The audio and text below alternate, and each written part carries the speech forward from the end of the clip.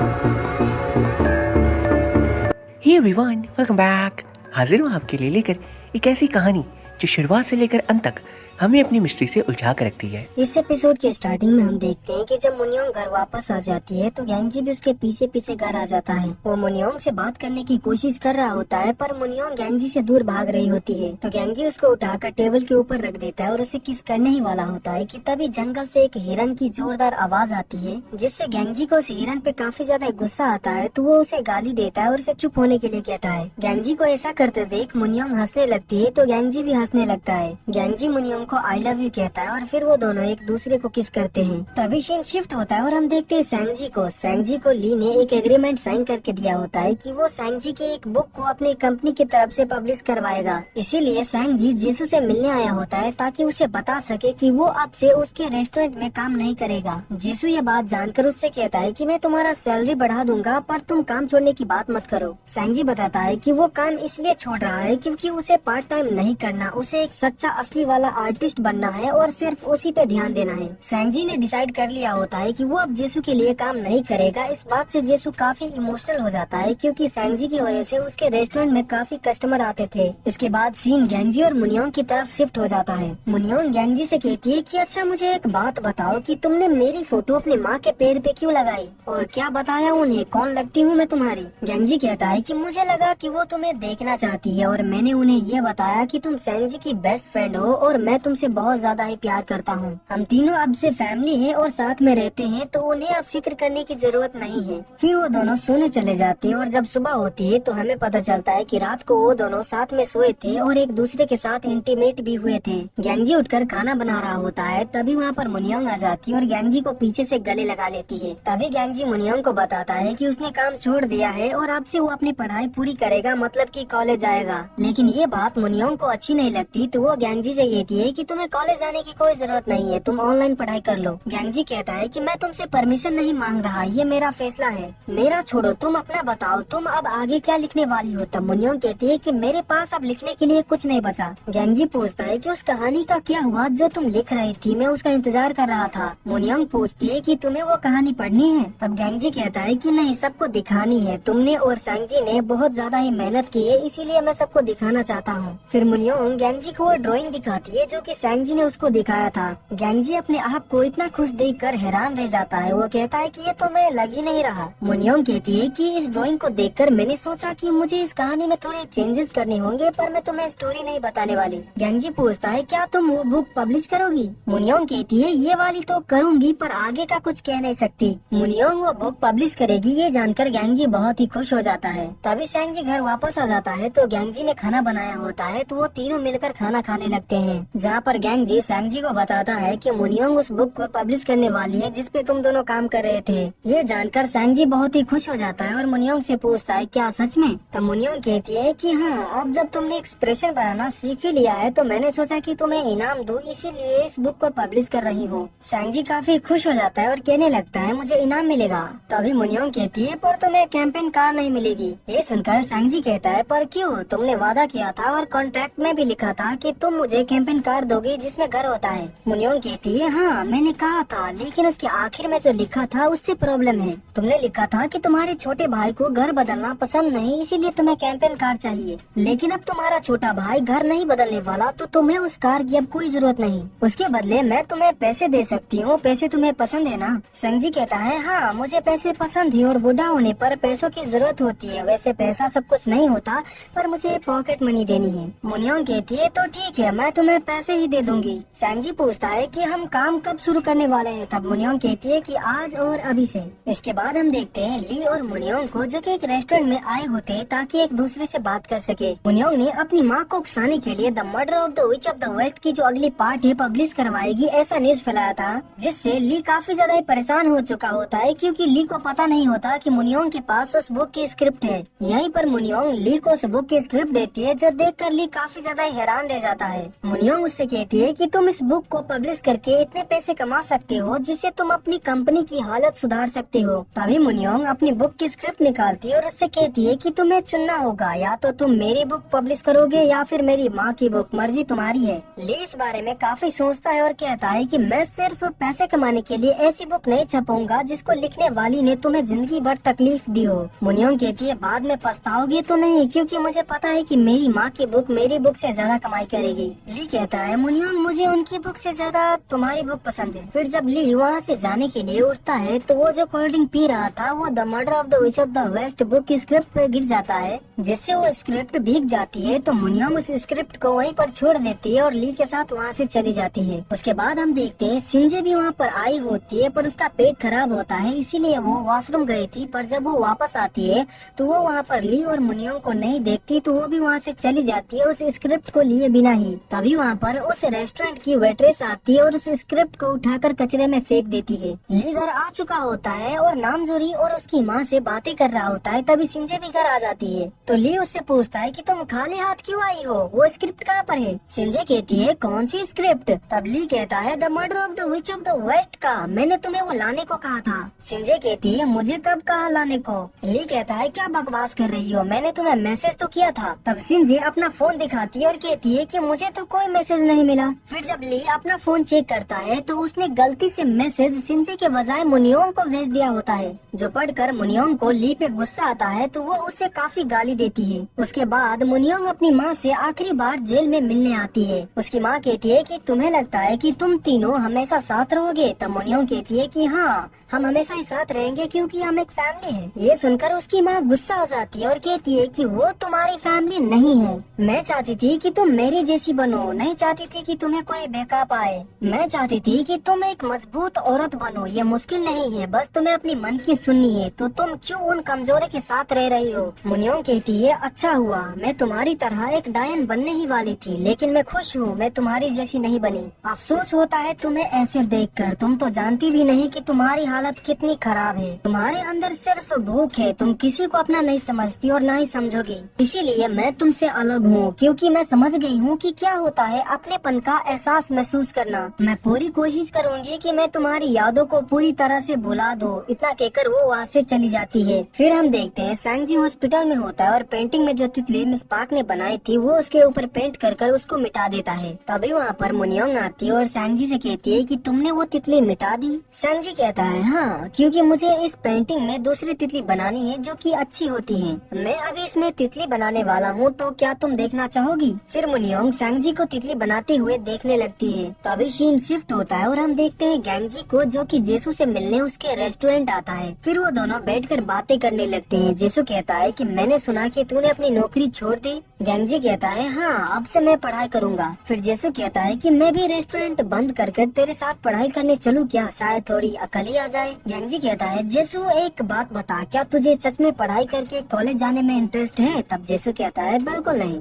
फिर गैंगजी कहता है वही तो बात है, जो मैं करना चाहता हूँ तो वो मत कर, जो तू करना चाहता है तू वो कर, तेरा जहाँ जाने का मन करे तू वहाँ चला जा। जेसू कहता है क्या मतलब, तू मुझे जाने को कह रहा है क्योंकि तुझे अब मेरी जरूरत नहीं, तो क्या अब मेरी कोई इज्जत भी नहीं रह गई। मैं तुझसे गुस्सा और नाराज हूँ, तेरी वजह से मैं गुमनाम भिखारी जैसा बन के रह गया हूँ। गैंगजी कहता है बड़े भाई जेसू, आज से तू मेरा बड़ा भाई है क्योंकि तू मुझसे 1 साल बड़ा है ना। जेसू कहता है पर तुझे तो कोई बड़ा भाई नहीं चाहिए था ना, तो तू अचानक से बदल कैसे गया। गैंगजी कहता है अब सोचता हूँ तो लगता है कि जितने बड़े भाई हो उतना अच्छा है। मैं आज तक सब कर पाया क्योंकि तू हमेशा मेरे साथ था, तू मेरे पास था, तूने मुझे हंसाया, मेरे हर गम को बांटा, अकेले नहीं पड़ने दिया, इसीलिए थैंक यू जेसू। गैंगजी की ये सारी बातें सुनकर जेसू काफी इमोशनल हो जाता है और कहता है साले 1 नंबर का कमीना है तू, तो अब से मुझसे इज्जत से पेश आना और बड़े भाई कहकर बुलाना। गैंगजी कहता है ठीक है, ऐसा ही करूँगा। तभी सीन शिफ्ट होता है और हम देखते हैं सैंगजी और मुनियोंग को, जो कि स्टोरी पे काम कर रहे होते हैं। तभी वहाँ पर गैंगजी उनको फ्रूट्स देने के बहाने आता है ताकि स्टोरी जान सके,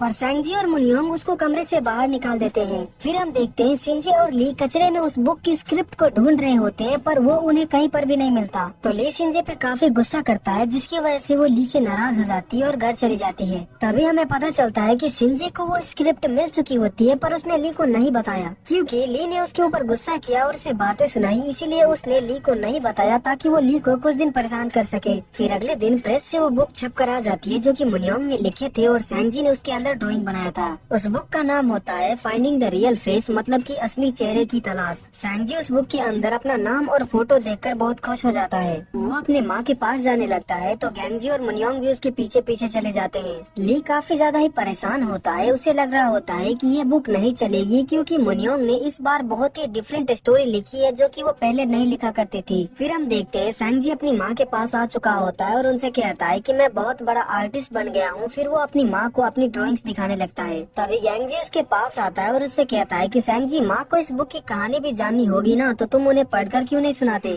फिर सैंजी उनको कहानी सुनाने लगता है और काफी इमोशनल हो जाता है और रोने लगता है, पर ये उसकी खुशी के आंसू होते हैं क्योंकि वो बहुत ही खुश होता है और उसको खुश देखकर गैंगजी और मुनियोंग भी बहुत ज्यादा ही खुश हो जाते हैं। फिर अगले दिन मुनियोंग हॉस्पिटल में पेशेंट को कहानी पढ़कर सुनाने वाली होती है तो ली और शिनजे उसके लिए ही तैयारी कर रहे होते हैं। वहीं दूसरी तरफ सैंजी और मुनियोंग एक दूसरे से लड़ रहे होते हैं कहानी सुनाने के लिए। मुनियोंग कह रही होती है कि बुक मैंने लिखी है तो कहानी मैं सुनाऊंगी। वहीं सैंजी कह रहा होता है कि इस बुक में ड्राइंग मैंने बनाई है और मैं कहानी सुनाने में अच्छा हूँ तो कहानी मुझे सुनानी चाहिए। वो दोनों एक दूसरे से काफी झगड़ रहे होते हैं तो गैंगजी को गुस्सा आ जाता है तो वो कहता है कि तुम लोग ऐसे ही झगड़ते रहोगे तो कहानी मैं ही जाकर सुना दूंगा और वहाँ से चला जाता है। मुनियोंग और सैंजी डिसाइड करते हैं कि बुक दोनों ने मिलकर बनाई है तो दोनों ही साथ में कहानी सुनाएंगे। फिर हम देखते हैं हॉस्पिटल में जितने भी लोग काम करते हैं और जितने भी पेशेंट होते हैं वो सभी लोग कहानी सुनने के लिए आए होते हैं। फिर सैंजी और मुनियोंग साथ में कहानी सुनाने लगते हैं। बहुत पहले की बात है, एक बड़े से महल में जंगल के बीचों बीच 3 लोग रहा करते थे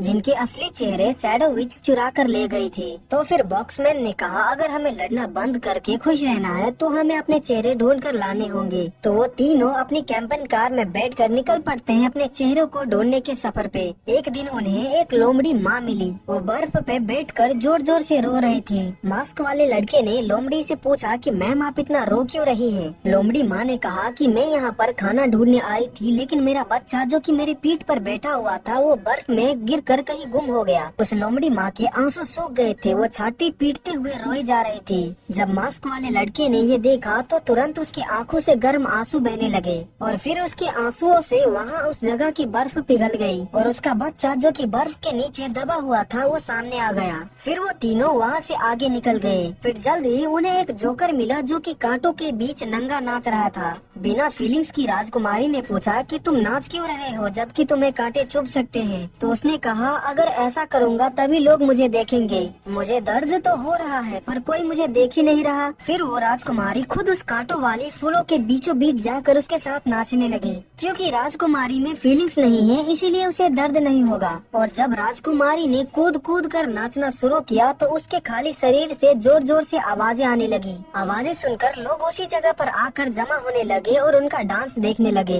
डांस देखकर सबने जोर जोर से तालियां बजाई। और इससे आगे की कहानी सुनाने के लिए फिर से मुनियोंग और सैंजी में झगड़ा हो जाता है जिससे ये कहानी यहीं पर अधूरी रह जाती है। उसके बाद हम देखते हैं गैंगजी नामजुरी की मॉम से बातें कर रहा होता है। नामजुरी की मॉम कहती है कि उनके ऊपर गुस्सा मत करना, वो वैसे झगड़ते हैं क्योंकि वो अभी भी छोटे हैं। फिर गैंगजी उनको बुक देता है जो कि सैंजी ने उनको दिया होता है और कहा होता है कि उनको ये बुक खरीदनी नहीं चाहिए। इस बात से नामजुरी की मॉम काफी खुश हो जाती है। फिर जब वो उस बुक को खोलकर देखती है तो सैंजी ने उसमें लिखा होता है कि मेरी प्यारी नकली असली माँ, इतना टेस्टी खाना खिलाने के लिए थैंक यू। मन करता है आपके हाथों का खाना रोज खाऊं, आप बहुत अच्छी हैं। नामजुरी की मॉम कहती है कि मेरी प्यारी नकली असली माँ का मतलब क्या है? गैंगजी कहता है आप हमारी असली माँ नहीं है लेकिन आप उसे उतनी ही प्यारी है, शायद वैसा कुछ मतलब है। इन बातों से नामजुरी की मॉम काफी इमोशनल हो जाती है पर वो खुश भी होती है। गैंगजी पूछता है कि क्या मैं आपको गले लगा सकता हूँ? फिर वो कहती है कि ये भी कोई पूछने की बात है। फिर वो गैंगजी को गले लगा लेती है। गैंगजी उनको थैंक यू कहता है उनका इतना ख्याल रखने के लिए। फिर वो कहती है तुम दोनों हमेशा ही खुश रहना। तभी सीन शिफ्ट होता है और हम देखते हैं ली को जो कि काफी ज्यादा ही परेशान होता है क्योंकि आज का इवेंट पूरी तरह से खराब हो गया। तभी वहाँ पर नामजुरी आती है और ली से कहती है कि तुम चिंता मत करो, इस बारे में सिर्फ हॉस्पिटल के लोगों को ही पता है। तब ली बताता है कि शिनजे ने ये पूरा इवेंट रिकॉर्ड करके अपने चैनल पे अपलोड कर दिया है जो कि वो नामजुरी को दिखाता है।